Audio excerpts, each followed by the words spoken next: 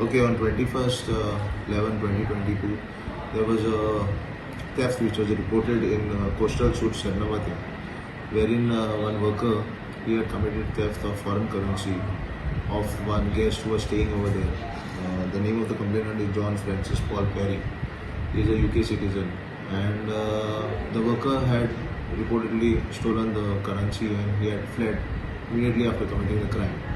We were on the lookout for the last 2 months, looking out for this person, and after technical surveillance, we finally tracked him at Hyderabad.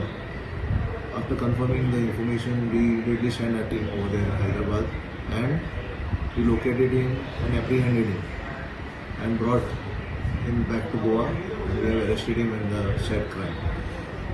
The name of the accused is Pabitra Naik, native of Odisha, and was presently at that point of time was staying in coastal suits.